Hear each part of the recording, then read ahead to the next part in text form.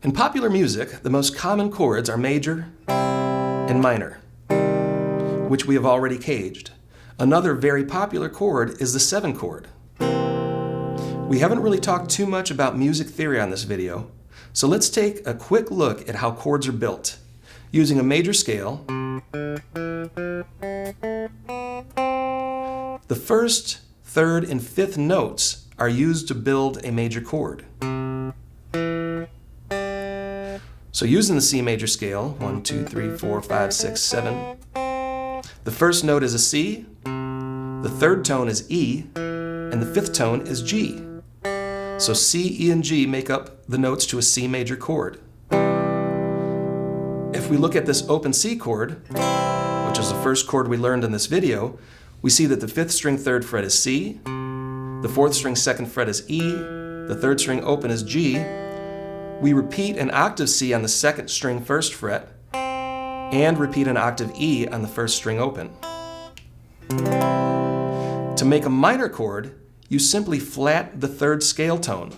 So instead of E, we drop down to the 5th string 1st fret and play E flat.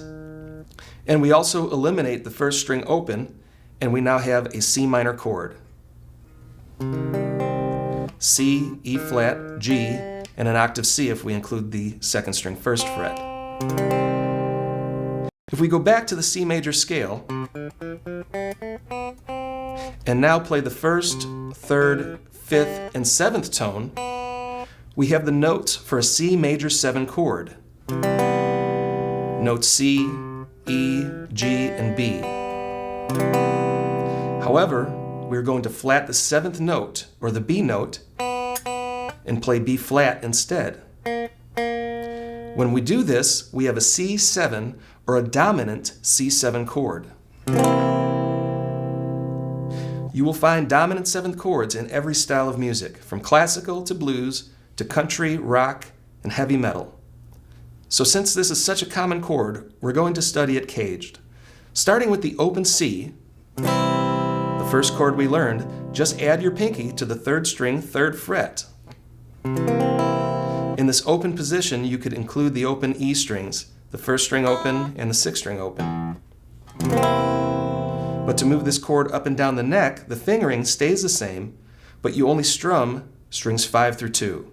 So here we have C7, C sharp 7, up to D7, E flat 7, E7, and on as we travel up the neck.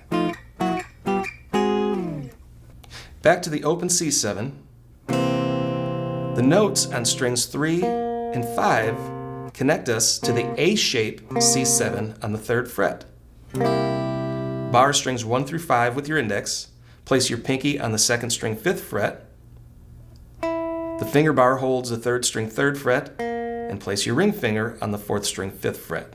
The finger bar holds the 5th string 3rd fret, so strum strings 5 through 1.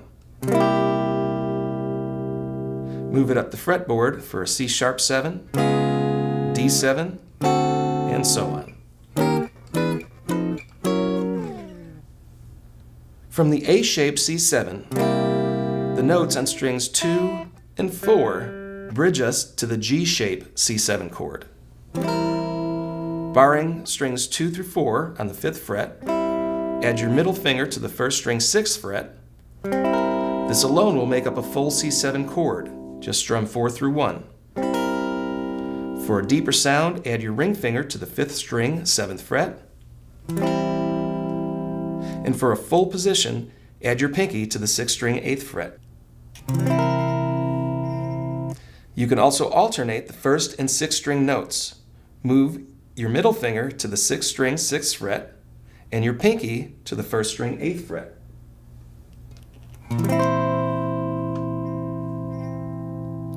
This bridges us to the E-shape C7 chord on the 8th fret.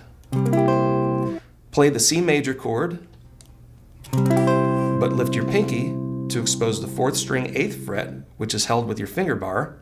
And as an alternative, you can even add the 2nd string 11th fret with your pinky for a different C7 chord out of the E shape. And from here you have a movable chord shape.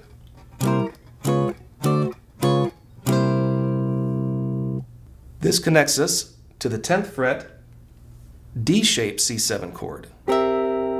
Index on the 4th string 10, middle on the 2nd string 11,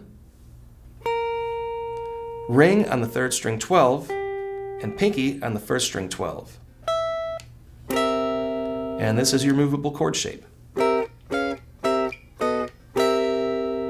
Altogether, we have a caged C7, shaped C, A, G, E, and D.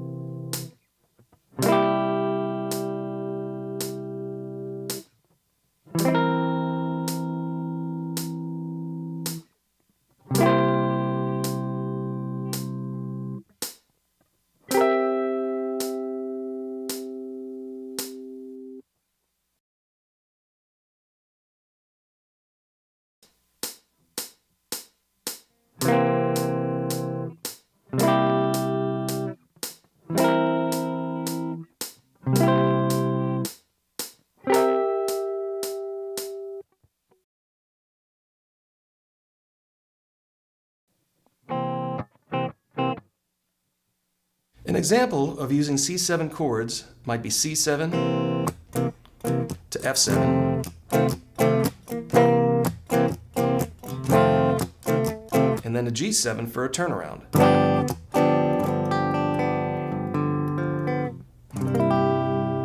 Let's move on to caged scales.